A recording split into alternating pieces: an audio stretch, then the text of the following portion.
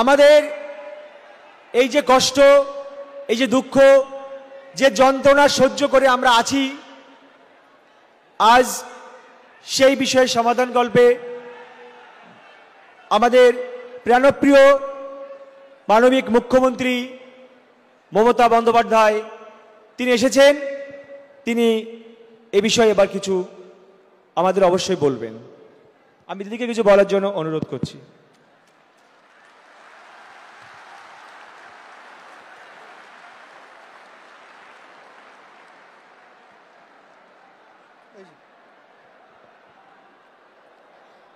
আজকে আমার এখানে উপস্থিত সমস্ত বঞ্চিত যারা একটা কলমের খোঁচায় জীবনটাকে সংকটের মধ্যে এনে দাঁড় করিয়েছেন, ভাববেন না আমরা এটাকে ভালোভাবে মেনে নিতে পেরেছি। আপনাদের শোকে আমাদের হৃদয়ও পাথর হয়ে গেছে। আপনাদের শোকে আমরা মানবিক মানুষ, মনে রাখবেন আমাদের রক্ত যেমন আছে, মাংস যেমন আছে শরীরে, আমাদের হৃদয়ে কিন্তু পাথর নেই। এবং তাই একথা বলার জন্য আমাকে জেলেও ভরে দেওয়া যেতে পারে, কিন্তু আই ডোন্ট কেয়ার। আমি মনে করি মানুষ যখন বিপদে পড়ল, সে লাল কি সাদা কি হলুদ বা সবুজ আমার দেখার দরকার নেই। তাদের পাশে দাঁড়িয়ে তাদের অহংকার, তাদের মর্যাদা, তাদের সম্মান, তাদের অস্তিত্ব, তাদের অস্মিতা সব কিছু ফিরিয়ে দেওয়ার দায়িত্ব আমরা কেউ অস্বীকার করতে পারি না। আমি দেখছিলাম পুরো কেস স্টাডি করে। আমার সাথে অনেক ভাইস চ্যান্সেলররা এখানে আছেন, আপনাদের সাপোর্ট দিতে এসছেন। তেজিমালা, গুরুমনাগ, এমনকি দার্জিলিং থেকে এসছেন vice chancellor, professor Dipankar Kar vice chancellor, Amiya Kumar Panda vice chancellor, Rupkumar Barman vice chancellor, professor Sourin Bandyopadhyay vice chancellor, professor Gautam Ghosh vice chancellor, এছাড়াও ডিপ্রাইভ টিচার অ্যাসোসিয়েশনের আজারউদ্দিন হালদার, পায়েল মিশ্র, ধীতিশ মণ্ডল সহ সুভদ্রা, আবুল বাসার, বিখ্যাত নলিনী বেরা সহ আমার সহকর্মীরা সহ সকলে এখানে আছেন। চিফ সেক্রেটারি নিজে এখানে আছেন মনোজ পন্ত। আমার এখানে এডুকেশন মিনিস্টার আছে, এডুকেশন সেক্রেটারি আছে, আমার এখানে আরও 5-6 জন মিনিস্টার আছেন। আমি আপনাদের বলবো, যারা যোগ্য, যারা বঞ্চিত হয়েছেন, আসুন আমরা দুটো ভাগে ভাগ করি। এখনো পর্যন্ত সুপ্রিম কোর্ট আমাদের জানাতে পারেনি কারা যোগ্য আর কারা অযোগ্য। আইনে বলা আছে, 10,000 people can go scot free, but one innocent cannot be punished. এটা হচ্ছে আইনের প্রিন্সিপাল। 2022 থেকে খেলা শুরু করেছিল, একটা নোংরা খেলা। চাকরি দেওয়ার ক্ষমতা নেই, চাকরির কারার যাদের ক্ষমতা আছে তাদের আমি ধিক্কার জানাই। আপনাদের একটা জিনিস বুঝতে হবে, কোনটা মুখ আর কোনটা মুখোশ। কারা যাত্রাপালার মাধ্যমে আপনাদের ভুল বোঝাচ্ছে। রাজ্য সরকার সর্বতোভাবে প্রচেষ্টা নিয়েছিল। প্রথমে সিঙ্গেল বেঞ্চে, আমি যদি মিথ্যে কথা বলি আপনারা আমাকে ধরিয়ে দেবেন, কারণ আপনারা সকলে এর সঙ্গে অবগত আছেন। প্রথমে অভিজিৎ বাবুর বেঞ্চে, সিঙ্গেল বেঞ্চে একাদশ দ্বাদশ শ্রেণী বাতিল করে দেওয়া হয় লিস্ট। তারপরে ডিভিশন বেঞ্চে অন্যান্যদেরটা সবটাই করা হয় এবং সিবিআইকে কেসটা দেওয়া হয়। আমরা সিবিআইকে নন কোঅপারেশন করিনি, আমরা বলেছিলাম বাছুন কে যোগ্য আর কে অযোগ্য। যদি কেউ অযোগ্য হয় তথ্য প্রমাণ দিয়ে প্রমাণিত করতে পারেন, নিশ্চয়ই গভর্নমেন্ট মানে এসএসসি সেটা মেনে নেবে, আমার মানতে কোনো আপত্তি নেই। কেউ যদি কোনো ভুল করে থাকে তার দায়িত্ব আমরা কেন নেব? আমরা চাই কোনো যোগ্য ব্যক্তির যেন চাকরি না যায়, এটা আমরা অলওয়েজ চাই। কিন্তু ব্যাপারটা কিভাবে বলা হচ্ছে, বলছে 26-এ ভোটে পরাজয় হলে আমরা চাকরি করে দেব। যারা বলছেন, আমি একটা কথা আপনাদের বলি, তারপরে আপনাদের কথায় আমরা কি করতে পারি আমি আসব। তার কারণ কদিন ধরে আমাকে প্রচন্ডভাবে, যে মানুষটা জানে না কি হয়েছে, যে মানুষটা কোনো ব্যাপারে আমি চ্যালেঞ্জ করে বলছি, আমি আমার জীবনে জেনে শুনে কোনো পানিশমেন্ট কাউকে দিইনি, এবং মনে রাখবেন জেনে শুনে কারো চাকরি খাইনি। তাই অনেক বদ হজম হওয়া সত্ত্বেও আমি সিপিএমের একটারও চাকরি খাইনি, যারা 34 বছর অনেক অন্যায় করে গেছে। কারণ আমি বলেছিলাম বদল চাই, বদলা নয়। কিন্তু তার মানে এই নয় তুমি গিয়ে কেন অ্যাপ্লাই করলে। ফার্স্ট কোয়েশ্চেন আমার, whether Vikas Bhattacharya will be isolated or not politically. This is my first question. CPM has to answer why he is cancelling all this list. আজকে বাইরে আমার নামে বড় বড় কথা বলছো, আমি তো করিনি, আমি তো চাকরিগুলো দিয়েছিলাম, আমার সরকার দিয়েছিল। একটা দুটো কাজ করতে গেলে ভুল হতে পারে, সে ভুল সংশোধন করে নেওয়ার জন্য তুমি প্রশাসনকে সময় দাও, তা তো তোমরা দাওনি।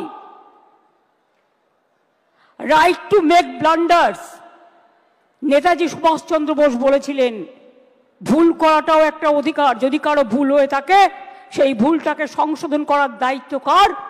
কোর্ট যদি প্রশাসনকে দিত, কোর্ট নিশ্চয়ই কোর্টের কথা মেনে প্রশাসন সে কাজটা করতে পারত। তারপরে গেল ডিভিশন বেঞ্চে, সব বাতিল। আমার মনে আছে সঙ্গে সঙ্গে আমি এডুকেশন ডিপার্টমেন্টকে বললাম, সব ভালো ভালো লয়ার দিয়ে 2024-এ আমি দুর্গাপুরে মিছিল করছি ইলেকশনের সময়, তখন হঠাৎ খবর পেলাম যে, তখন কি খবর পেলাম শুনুন, যাদের ভালো লাগবে না তারা নিজেদের জায়গা মতো থাকতে পারেন, আমার কোনো অসুবিধে নেই, বাট যেটা দরকারি সেটা আমার বলতে হবে। আমার কথা আমি সারাক্ষণ গালাগালি খাবো, আর আমার কথা আমি কাউকে বলতে পারবো না। ভাই বোনেরা আমার, তা কি হয়? আমরা তো সবাইকে ডেকেছি। যার ইচ্ছে থাকবেন, যার ইচ্ছে শুনবেন, যার ইচ্ছে গ্রহণ করবেন, যার ইচ্ছে বর্জন করবেন। গণতান্ত্রিক অধিকার সবার আছে, কিন্তু মনে রাখবেন মানুষ যখন বিপদে পড়ে তাকে ধৈর্য ধরে শুনতে হয়। 2024 সালে আমি আসানসোলে দুর্গাপুরে মিছিল করছি, আমার কাছে খবর এলো সুপ্রিম কোর্টে আমরা যখন অ্যাপিল করেছিলাম যে হাইকোর্টের রায়টাকে স্টে করে দেওয়ার জন্য, এবং তদানীন্তন বিচারপতি মিস্টার রেসপেক্টেড চন্দ্রজিৎ, আমাদের চন্দ্রচূড়জি সেটাকে স্টে করে দেন। অর্থাৎ হাইকোর্ট থেকে যে ভবিষ্যৎটা অনিশ্চিত হয়েছিল সেই ভবিষ্যৎটা তিনি নিশ্চিন্ত করে দেন।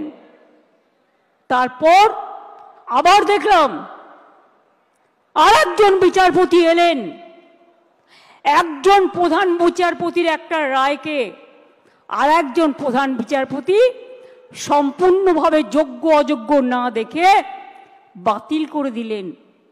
মনে রাখবেন, আমায় যদি কেউ চ্যালেঞ্জ করে আমি কিন্তু চ্যালেঞ্জটাকে মোকাবিলা করতে জানি।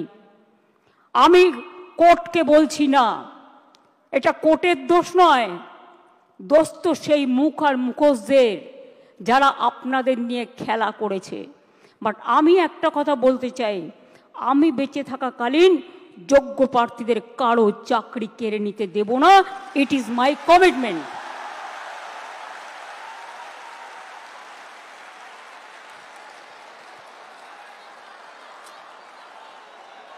শিক্ষা ব্যবস্থাকে ভেঙে পড়ার জন্য, ভেঙে ফেলে দেওয়ার জন্য, শিক্ষা ব্যবস্থাকে ভেঙে ফেলার জন্য একটা চক্রান্ত চলছে, একটা পরিকল্পনা চলছে। 9, 10, 11, 12 টিচাররা gateway of the higher education তারা তৈরি করে, তারা অনেকে খাতা দেখছে, তারা অনেকে গোল্ড মেডালিস্ট আছে, তাদের জীবনে ভালো রেজাল্ট করে এসছে। সবাইকে চোর বলে দিচ্ছেন, সবাইকে অযোগ্য বলে দিচ্ছেন। এই বলবার অধিকার আপনাদের দিল কে? আমি সরাসরি চ্যালেঞ্জ করছি। আর এই রায়ের পেছনে কিছু খেলা তো নেই। সেই খেলাটা কে খেলেছেন? একজন প্রধান বিচারপতি স্টে করে দিচ্ছেন। আমরা তো মনে করি আইনের সম্মান একজন যেটা করে, উচ্চ আদালতের সর্বোচ্চ আদালত ন্যায় দেবেন, এটাই আমরা আশা করি। বিচারের বাণী যেন নীরবে নিভৃতে না কাঁদে, এটাই আমরা আশা করি।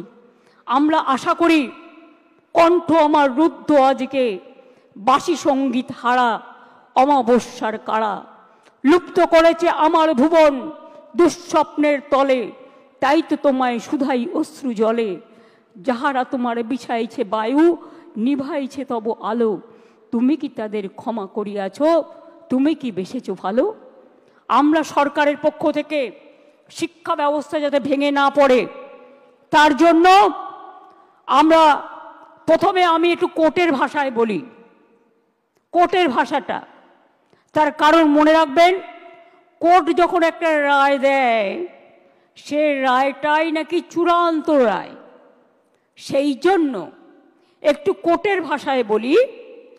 সুপ্রিম কোর্ট বলেনি কে যোগ্য কে অযোগ্য, তালিকা দেয়নি। সরকারকে যোগ্য ও অযোগ্যদের আলাদা করার সুযোগ আদালত দেয়নি। ফ্যাক্ট ফাইন্ডিংয়ের অনুমতিও দেয়নি। সিবিআই যা যা কাগজপত্র চেয়েছিল তদন্ত করার জন্য, এসএসসি সব কাগজপত্র তাদের দিয়ে সাহায্য করেছিল। আমরা লয়ার কাদের দিয়েছিলাম শুনে রাখুন। আমরা লয়ার যাদের দিয়েছিলাম এবং এখনো দেব, সেই লয়ার কারা একটু জেনে রাখুন, আপনাদের জানার প্রয়োজন হয়। তার কারণ, জাস্ট এ মিনিট,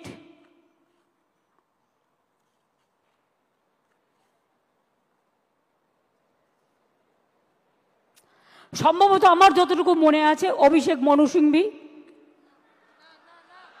ছাত্রদের হয়ে লড়েছে। যাই হোক, তোমাদের সাপোর্ট দিয়েছি আমরা, helping hands.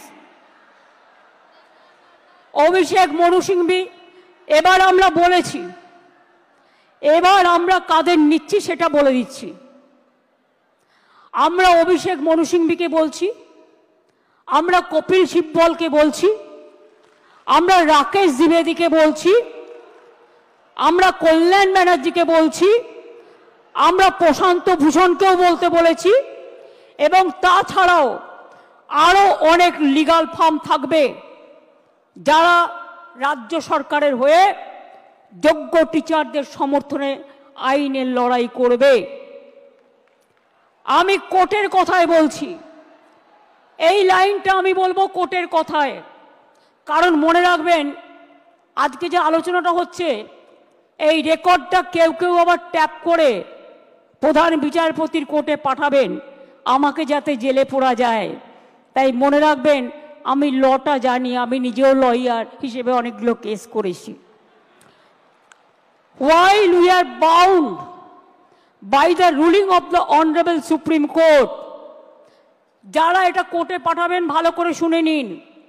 While we are bound by the ruling of the Honorable Supreme Court, we are taking proactive steps to ensure that the situation is handled with the utmost care and fairness. We will explore all possible legal avenues, including seeking modifications of the judgment and other reliefs to provide justice to those who have been affected. যারা আজকে শিক্ষা কাঠামোকে সম্পূর্ণ ভেঙে দিয়েছে, আমি তাদের জন্য বলতে চাই, আমরা এটা নিশ্চিত করব। আমরা একটা ক্ল্যারিফিকেশন চাইব প্রথমে। তার কারণ, যে যারা এখন চাকরি করছেন, ভালো করে শুনুন, এইটা আমরা ক্লারিফিকেশন চাইব কোর্টের কাছে ফার্স্ট, যে তারা আজকে কি করবেন। আপনারা যে বললেন নতুন করে পরীক্ষা নিয়ে লিস্ট করতে, আগে আমাদের জানতে হবে যে স্কুলের বাচ্চাগুলোকে তারা পড়াতেন, যারা স্কুলে যেতেন, যারা কাজ করতেন, যারা শিক্ষক শিক্ষিকারা আজও স্কুলে অনেকে যাচ্ছেন, তাদের জন্য আপনাদের কি ক্ল্যারিফিকেশন, স্কুল কে চালাবে, কাজগুলো কে চালাবে। না খেয়ে মানুষ মেরে দেবার অধিকার তো আমারও নেই, আপনারও নেই, কারোরই নেই। তাই এইটার ব্যাপারে আমার অনুরোধ, যারা চাকরি দিতে পারবেন না তারা যেন চাকরি কেড়ে না নেন, এটা নিশ্চিন্ত করবার জন্য যা করার এডুকেশন ডিপার্টমেন্ট করবে। আদালতের রায় বেরোনোর 15 মিনিটের মধ্যে আমি নিজে চিফ সেক্রেটারি এডুকেশন ডিপার্টমেন্টকে দিয়ে ডিটেলস মিটিং করিয়েছি এবং আমরা আমাদের প্রসেস শুরু করতে বলেছি। আদালতের রায় বেরোনোর 2 ঘন্টার মধ্যেই চিঠি পাঠানো হয়েছে কমিশনকে। আমার বিশ্বাস, আমি আপনাদের বলছি, আমি এখন ভবিষ্যতেটাও বলে রাখছি, ধরুন ক্লারিফিকেশনে বলে দিল না চাকরি করা যাবে না যতক্ষণ পর্যন্ত ফ্রেশ অ্যাপয়েন্টমেন্ট হবে না। আমায় দুটো দিক ভেবে রাখতে হচ্ছে, কোনটা মাইনাস হতে পারে, কোনটা প্লাস হতে পারে। ইফ ইট ইজ মাইনাস, তাহলে আমরা কি করব?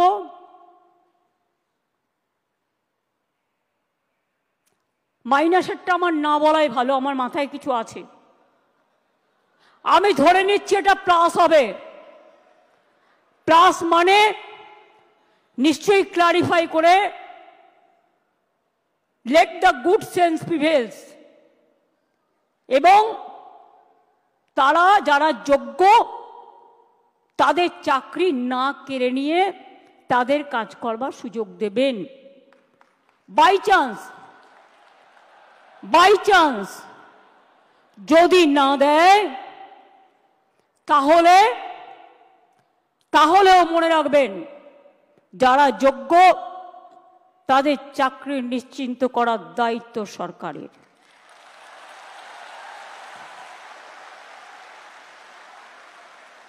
পরিষ্কার বলছি, কোনো রাগঢাক নেই। সুপ্রিম কোর্টের আইন অনুযায়ী করব। কিভাবে করব? যখন কেউ পথ দেখায়, পথের মধ্যেই পথ খুঁজে নেয়। পথে চলতে গেলে গর্ত আসতে পারে, পথে চলতে গেলে কিছু রাস্তা ভাঙা থাকতে পারে, বাট ভাঙা রাস্তা পেরিয়েই মানুষকে এগিয়ে যেতে হয় সফল রাস্তায়। এবং তাই মনে রাখবেন, আমাদের plan A ready, B ready, C ready, D ready and E ready. মনে রাখবেন, এই যোগ্য টিচারদের চাকরি যাতে কোনোভাবে না যায়। যদি বলে তোমাকে 2 মাসে প্রসেস করতে হবে, আপনাদের তো কেউ চাকরি টার্মিনেট করেনি এখনো পর্যন্ত, করেছে কি? কোনো নোটিশ পেয়েছেন? আপনার বিরুদ্ধে দুর্নীতি না যদি প্রমাণ করতে পারে তো কি আপনাকে কেউ যেতে বারণ করেছে? যান না, আপনি আপনার কাজ করুন না। আপনার কাজ কে বারণ করেছে? আপনারা বাচ্চাদের শিক্ষা দেবেন না, আপনারা বাচ্চাদের পড়াবেন না, আপনারা স্কুলগুলোতে ক্লাস করবেন না। হ্যাঁ, তখন যদি সুপ্রিম ভলেন্টারিলি সার্ভিস কিন্তু সবাই দিতে পারে, সেখানে কিন্তু আটকাবার কোনো জায়গা নেই কারো। সেখানে কি করে আপনাদের চলবে? ধরুন ধরে নিলাম ওরা করলো না, বলল না হবে না, তখন আমি কি করব? তখন আমি এডুকেশন ডিপার্টমেন্টকে রিকোয়েস্ট করতে পারি। কি রিকোয়েস্ট? এটা আমরা লিগাল আলোচনা করেই বলছি যে 2 মাস বলেছে তো, 3 মাসের মধ্যে প্রসেস কমপ্লিট করতে হবে। যারা চাকরি করছেন, দাঁড়া, আরে ভাই, আমি মাইনাসটা তো বলে রাখবো। ধরুন যদি না করে, সুপ্রিম কোর্ট, তাহলেও মনে রাখবেন অল্টারনেটিভ যা করার আমরা করব, এবং সেক্ষেত্রে আপনারা যাতে আবার চাকরি ফিরে পান তার ব্যবস্থা প্রসেসের মধ্যে দিয়েই 2 মাসের মধ্যেই কমপ্লিট হবে, এবং আপনাদের চাকরি ব্রেক হবে না। কারণ আপনার এক্সপিরিয়েন্স এবং অ্যাডিশনাল কনসেশন আপনারা পাবেন যারা 10 বছর ধরে চাকরি করছেন, এটা মাথায় রাখবেন।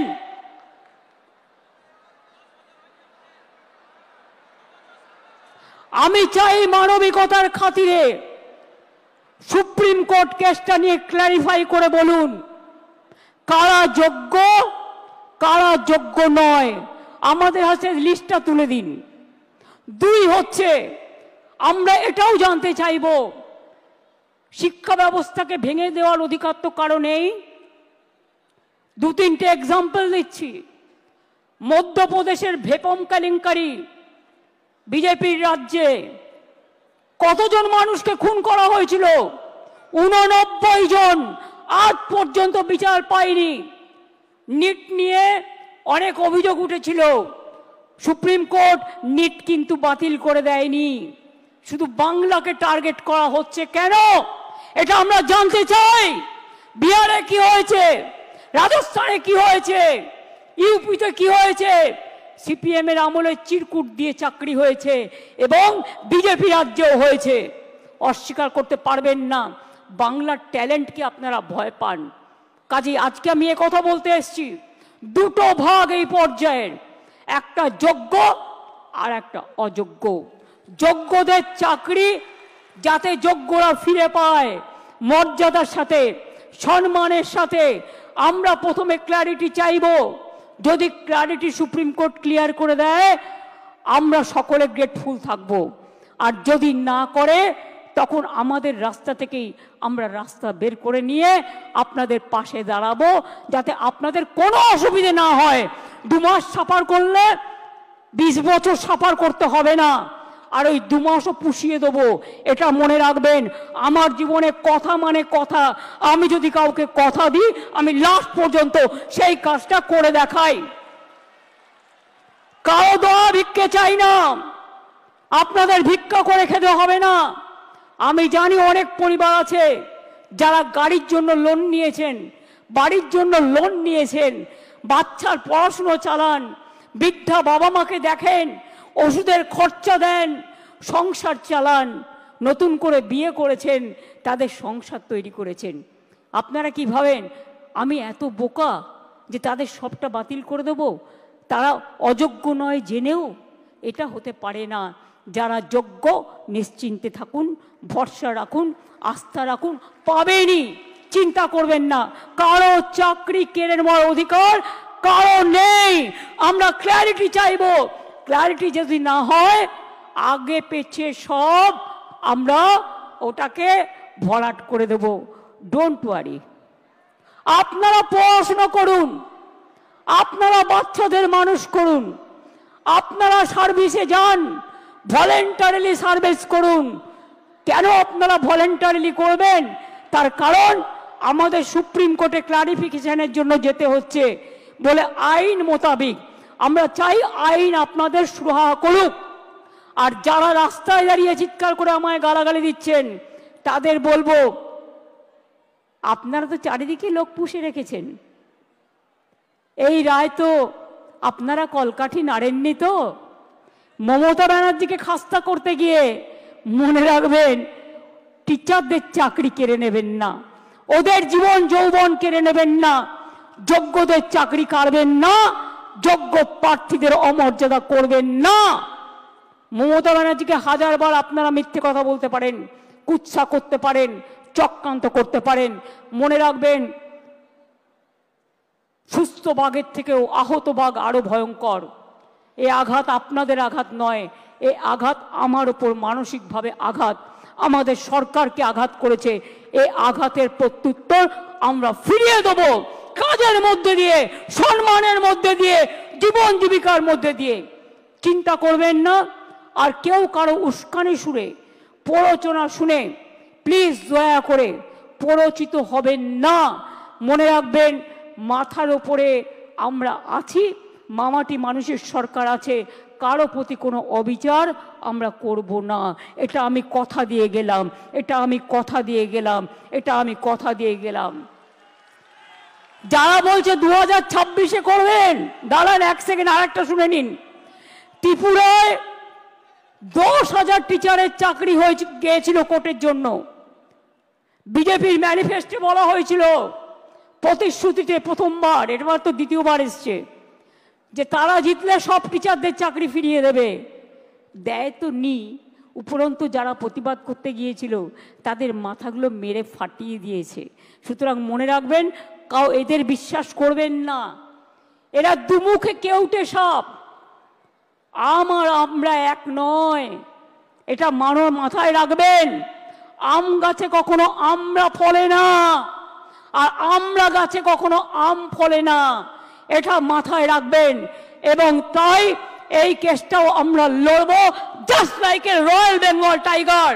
আর আমি স্টুডেন্টদের বলবো, এই ডিপ্রাইভ টিচার অ্যাসোসিয়েশনের যারা আছে তারাও একটা গ্রুপ করে, আমরা যে লয়ারদের দিচ্ছি তারাও যদি মনে করেন তারা কনসাল্টিং প্রসেসে থাকবেন, তাদের স্যাটিসফ্যাকশনের জন্য আমি এডুকেশন মিনিস্টার এবং সেক্রেটারি এবং চিফ সেক্রেটারি এখানে আছে, তাদের রিকোয়েস্ট করব ওদের থেকেও একটা স্মল গ্রুপ তৈরি করে নাও। আর এদের আপনারা ডিপেন্ড করুন যাতে টাইম টু টাইম সঠিক মেসেজ আপনারা করতে পারেন। আমি এইটুকু বলবো, নিশ্চিন্তে থাকুন, ভরসা রাখুন। আগে আমাকে যোগ্যদেরটা ঠিক করতে দিন, আগে আমাকে যোগ্যদেরটা ঠিক করতে দিন, তারপরে আমি অন্য কথা বলবো, আমি আবার ডাকবো। আগে যোগ্যদেরটা হয়ে যাক, বাদবাকি যারা থাকবেন, যাদের অযোগ্য বলা হচ্ছে, তাদের বিরুদ্ধে কি কি এভিডেন্স আছে আমি দেখব। সত্যিই যদি এভিডেন্স প্রমাণিত হয় তারা অযোগ্য, তখন আমার কিছু হয়তো করার থাকবে না ওই ডিপার্টমেন্টে, কিন্তু সেটা নিয়ে আমরা আলোচনা করব পরে। আগে ফার্স্ট ফেজ যোগ্যদেরটা রক্ষা করা, সেকেন্ড ফেজ কাকে অযোগ্য বলেছে, কেন বলেছে, কি কারণে বলেছে, কোন এজেন্সি তদন্ত করেছে, কি কি কাগজপত্র আছে, টোটালটা দেখব। তারপরে তাদের নিয়ে আমি আলাদা করে মিটিং করে আমাদের কথা বলবো। আমার মনে হয় আপনারা নিশ্চিন্তে থাকুন, চিন্তা করবেন না, এবং যোগ্য অযোগ্যের মধ্যে গন্ডগোল লাগাবেন না। ভাই ঠিক আছে, ঠিক আছে, যে কেউ অ্যাপ্লিকেশন দিতে পারেন। আমি এটাই বলবো, নিশ্চিন্তভাবে আপনারা বাচ্চাদের শিক্ষা দিন এবং যোগ্যরা যারা আছেন শিক্ষা দিন, শিক্ষিত করুন। বাদবাকি যারা আছেন আমি বলেছি তো পরে কথা বলবো, তাদের সাথেও যখন সুযোগ হবে আমি নিশ্চয়ই তাদের কথা শুনবো। এবং ফার্স্ট আমাকে তদন্তটা করতে দিন, ফার্স্ট আমাদের তদন্তটা করতে দিন। আমরা দেখতে চাই, শুনুন, পথ যখন হারিয়ে যায় নতুন পথ একটা খুঁজে পাওয়া যায়।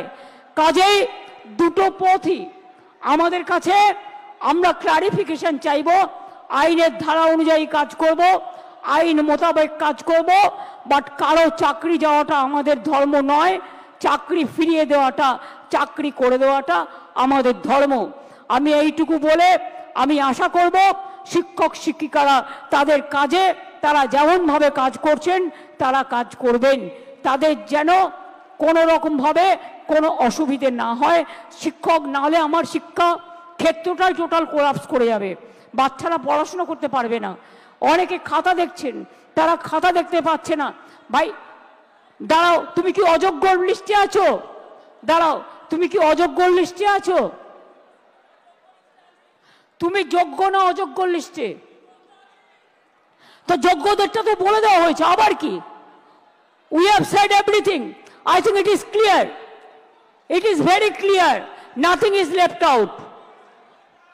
বলে দিয়েছি যারা যোগ্য তারা পাবেন, চিন্তা করার কোনো কারণ নেই। গায়ের জোরে ফোর্সফুলি তর্ক করে কিছু হয় না, ভালোবাসার দ্বারা যেটা হয়। তাই আপনাদের বলবো, এরপরেও যদি কারো কিছু বলার থাকে, আপনারা যে স্মল গ্রুপ আমরা তৈরি করে দিচ্ছি তাদের মাধ্যমে এডুকেশন মিনিস্টারকে মিট করে কথা বলুন। আমি যোগ্যদের চাকরি কাটব না, যেমন করেই হোক কোনো না কোনো ব্যবস্থা করে দেব। আমি এটুকু আপনাদের বলতে পারি, চিন্তা করবেন না।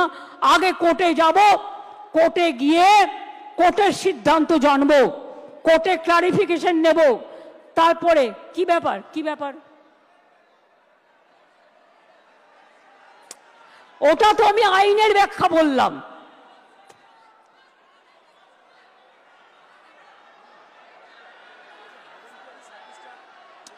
আরে ভলেন্টারিলি বলছি না, শুনুন, আমি কোর্টের ভাষা বলছি। Please understand, now we are under the court verdict and court judgement. আর আপনাদের রিপ্রেজেন্টেশন এখানে আছে। আমি কেন বলছি, কোর্ট আমায় বলতে পারে আমি বাতিল করলাম, তুমি ওদের কেন যেতে বলছো? আমি যেতে বলছি এই কারণে যে যে কেউ সার্ভিস দিতে পারে ফর হিউম্যানিটি, তাদের সার্ভিস কেউ কাটতে পারে না। সুতরাং কোর্টের আইন মেনেই যোগ্যদের জন্য ওদের পথ দুটো খোলা আছে। মনে রাখবেন, কোর্টের আইনেই দুটো পথ খোলা আছে। সেই পথ খোলা থেকে আমরা আপনাদের ব্যবস্থা করে দেব যাতে কেউ চাকরি না হারান। প্লিজ আন্ডারস্ট্যান্ড, আমাদের কোর্টের অর্ডারও মানতে হবে, কোর্টে ক্লারিফিকেশনও চাইতে হবে, রিভিউ পিটিশনও করতে হবে। সেই জন্য বলছি, যতক্ষণ পর্যন্ত রিভিউ পিটিশনটা ক্লিয়ারেন্স না হচ্ছে আপনারা আপনাদের কাজ তো করতে পারেন। কে বাধা দিয়েছে? আপনাদের তো গভর্নমেন্ট থেকে টার্মিনেট লেটার দেয়নি, তো why you are asking me? Don't repeat this question না, এটা আপনার মাইনাস হতে পারে। বুদ্ধি খরচ করুন, বুদ্ধিমানেরা বুদ্ধি খরচ করে, বুদ্ধি খরচ করে কাজ করুন।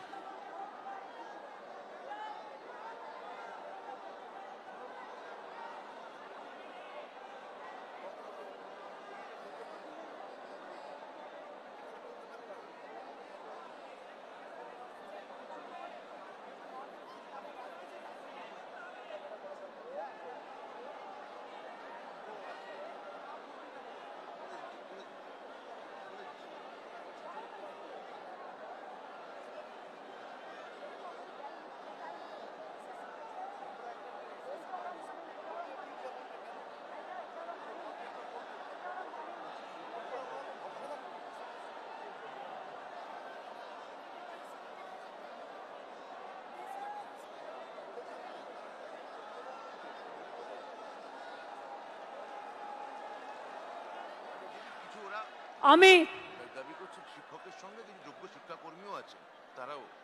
আচ্ছা, যোগ্য শিক্ষাকর্মীও যারা আছেন তাদেরও আমি আলাদা করে দেখছি না, আপনারা আপনাদের কাজ করবেন। আর যোগ্য আর অযোগ্যদের লিস্টটা আমরা সুপ্রিম কোর্টের কাছে চাইব, ঠিক আছে? তারপরে আমরা ডিসিশন নেব। প্লিজ, আপনার চাকরি গেলে যেমন ক্ষতি, অন্যের চাকরিও যদি বিনা কারণে যায় যারা যোগ্য, সেটাও কিন্তু তাদের ক্ষতি, এটা মাথায় রাখবেন। তাছাড়াও সুপ্রিম কোর্ট আর একটা অপশান দিয়েছে। অপশানটা কি? যদি আপনারা কেউ পুরনো জায়গায় কাজ করে থাকেন, পুরনো জায়গাতেও আপনারা গেলে সেখানে আপনাদের নিয়ে নেবে। তিনটে অপশান সুপ্রিম কোর্ট দিয়েছে, এটা মাথায় রাখুন, ভালো করে কোর্টের আইনটা পড়ুন। আমি এখন ল অনুযায়ী বললাম, as per law which is possible for me, I clarified. Next our clarification, we will ask through our advocate to the highest court. এটাই লাস্ট ওয়ার্ড, এটাই এ, এটাই বি, এটাই সি, এটাই ডি, এটাই এ, এটাই এ টু জেড। এই ভরসাটুকু রাখুন। আশা করি ভালো থাকবেন, সুস্থ থাকবেন, কাজ চালিয়ে যান। অনেক অনেক ধন্যবাদ। জয় বাংলা।